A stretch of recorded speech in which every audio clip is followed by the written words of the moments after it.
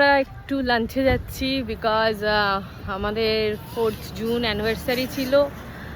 তো ওর অফিসের ও কাজে ব্যস্ত, আমিও একটু ব্যস্ত ছিলাম, তাই আজকে সবাই মিলে ফ্যামিলি লাঞ্চে যাচ্ছি। গিয়ে দেখা হচ্ছে। বা লাঞ্চ করতে হায়দ্রাবাদি বিরিয়ানি।